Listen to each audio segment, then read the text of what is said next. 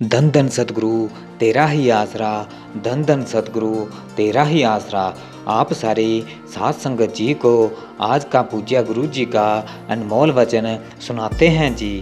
माया एक नागिन की भांति है। पूज्य गुरु संत डॉक्टर गुरमीत राम रहीम सिंह जी इनसा फरमाते हैं कि माया एक नागिन की भांति है जो कि अपने बच्चों को अंडों में से निकालते समय अपने चारों ओर घेरा डाल लेती है। जो कोई बच्चा उस घेरे में से निकल गया तो निकल गया, शेष सब को खा जाती है। इसी प्रकार माया जीव पर घेरा डालती है। पूज्य गुरु जी फरमाते हैं कि माया एक सर्प है जिसने सारे संसार को घेरा डाल रखा है। देखो लोभ कितना मीठा विकार है। जब यह अपना प्रहार करता है तो ज्ञान ध्यान सब नष्ट कर जाता है।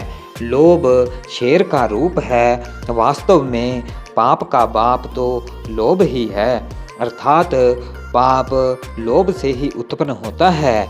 इस लोभ के हाथ चढ़ा हुआ मनुष्य न तो माता की, न पिता की, न बहन की, न किसी और की, किसी संबंधी की परवाह नहीं करता है। मनुष्य को मित्रघाती बनाने वाला लोभ ही है। लोभ लालच एक ऐसा जंजाल है जो कि जंजीर बनाकर मनुष्य के गले में पड़ जाता है। जब इसकी मिठास मनुष्य को अपनी जकड़ में ले लेती है तो मनुष्य की अकल पंख लगाकर उड़ जाती है तथा इसी गलफत में यह मारा जाता है। एक बार का जिक्र है कि 4 मित्र थे। वे बाहर कहीं पर काम धंधा करने के लिए निकल पड़े। अभी जा ही रहे थे कि रास्ते में उनको बहुत से पैसों का भरी हुई एक थैली मिल गई। उनको इस माया के मिलने से इतनी प्रसन्नता हुई कि आगे जाने का प्रोग्राम ही हटा दिया। कहने लगे कि हम इसके भाग करके आपस में बांट लें।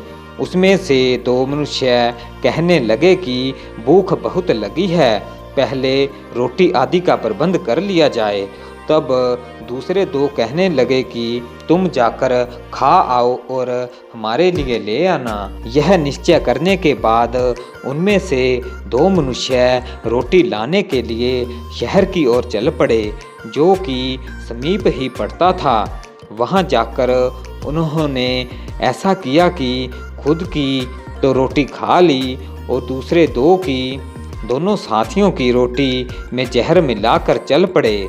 उन्होंने सोचा कि जब वे रोटी खाएंगे तो उनकी मृत्यु हो जाएगी और वह सब रुपया हम ले लेंगे। परंतु देखिए लोभ क्या करतूत करता है। जो पीछे बैठे थे उन्होंने यह सलाह बनाई कि उन दोनों को आते ही मार दिया जाए और धन हम खुद संभाल लेंगे। वे क्यों हिस्सा लें। इस प्रकार वे उनकी प्रतीक्षा करने लगे।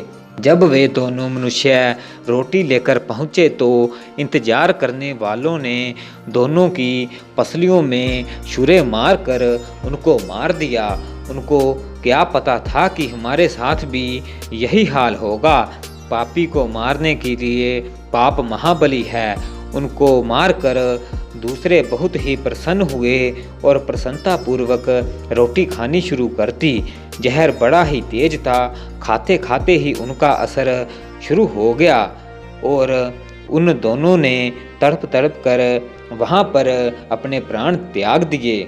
इस प्रकार लोभ ने उन चारों की जान ले ली। मन मूर्ख है, लोभ में फंस जाता है। देखो राजा भरथरी ने सारा राजपाट त्याग कर भी लोभवश में होकर जब पान की पीक को लाल समझकर हाथ लगाया तो वह बहुत शर्मिंदा हुए। इसी प्रकार लोभ जीव की मिट्टी पलीत करता है।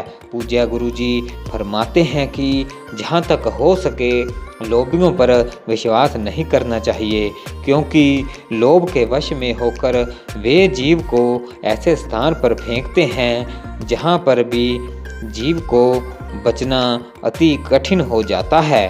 धन धन सतगुरु जी तेरा ही आसरा, धन धन सतगुरु जी तेरा ही आसरा।